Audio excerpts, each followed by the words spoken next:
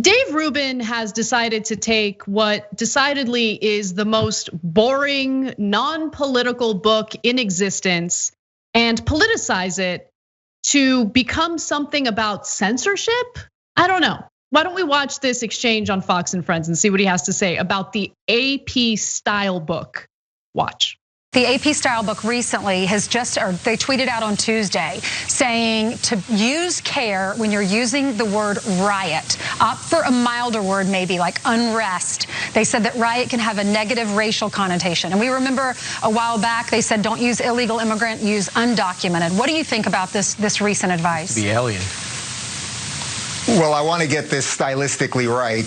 It's completely bananas. I mean, this is complete lunacy. I actually have the AP style book behind me here in my office as well. And I don't consider myself a journalist. I tell people what I think for a living.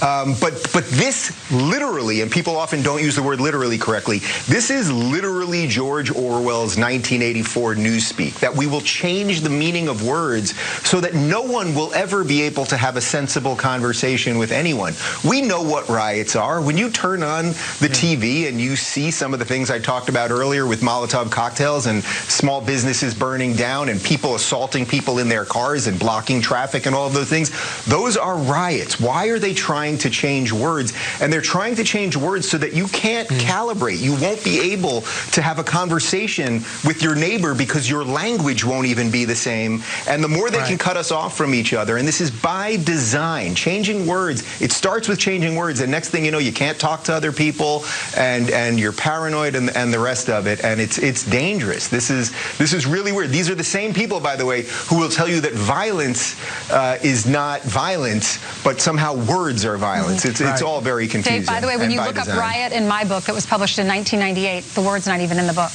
Okay, so look, this is a small point. Of course, I want to discuss like the nonsense that was just spewed in that ridiculous exchange. But Dave Rubin, there's no way in the world he has an AP style book.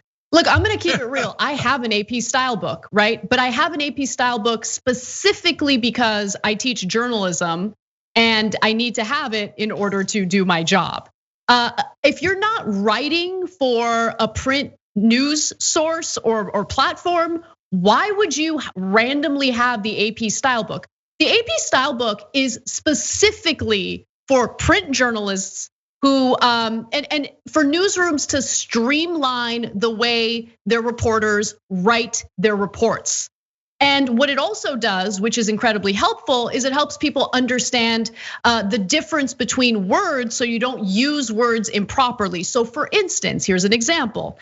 There is a difference between a burglary and a robbery. And so the AP style guide helps to clarify that for reporters in case they might be confused. You can't use those two words interchangeably because a burglary occurs when no one is in the home and someone breaks in and steals something. Robbery occurs when an individual, a victim, is confronted with a weapon or whatever by the perpetrator and is robbed of whatever they have. If it's money, their purse, you get what I'm saying. So that's what the AP style guide is. That's what the AP style book is.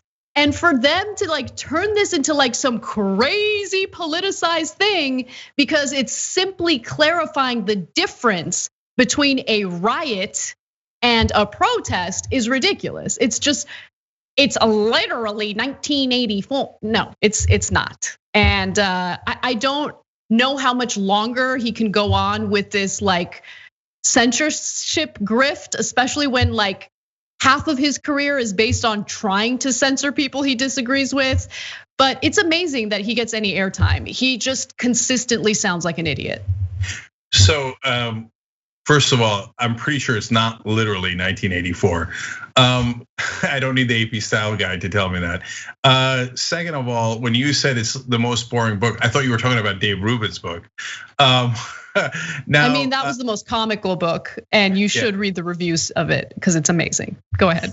So now to the substance of this story. First of all, should you clarify between riots and protests? Of course. Are some things just protests without any riots? Yes. Are some things riots? Yes. It doesn't mean that riots don't exist. It just means, hey, if you have peaceful protesters that get together and there's no looting and nobody burns anything, don't call that a riot. If there is an actual riot and windows got broken or things are burned down, call that a riot. They're like, can you believe they're changing the meaning of the words? No, they're not. They're just telling you what the two different words are. So, but of course, why do they want to say that? One, the rest of the media is biased. It's only us that's awesome. And of course, they're black people and left wingers. They're all rioters. Who's changing the meaning of words? Ironically, it's literally them in this particular case. But that's not unusual. Remember, everything that you hear from the right wing is projection. So you change the meaning of words. They say, oh, what is Dave Rubin? Well, I was about to say, what's he famous for? Correct answer, nothing.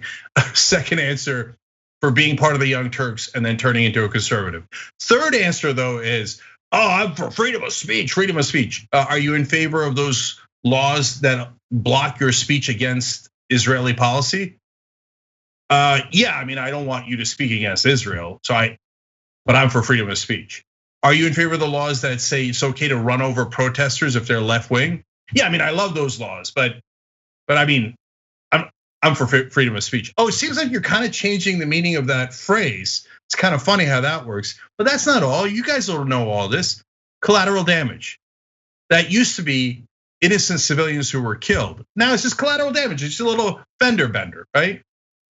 These are all Republican speak. It used to be estate tax for the estates of multimillionaires. Then they changed it to death tax because estate tax sounded like, yeah, they don't really need all that money. It'd be great if they kept a lot of it for their kids, but then we took tax some so that we could give other kids opportunity, like a college education. Oh, death tax sounds bad. And then finally, I mean, there's 1,000 of these examples. They're all done by Republicans.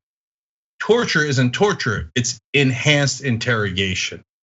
So the right wing invented doublespeak and changing the meaning of words to make them sound like something they're not. And here's Fox News pretending that they're shocked and chagrined by it. Thanks for watching The Young Turks, really appreciate it. Another way to show support is through YouTube memberships. You'll get to interact with us more. There's live chat emojis, badges. You've got emojis of me, Anna, John, JR. So those are super fun. But you also get playback of our exclusive member-only shows and specials right after they air.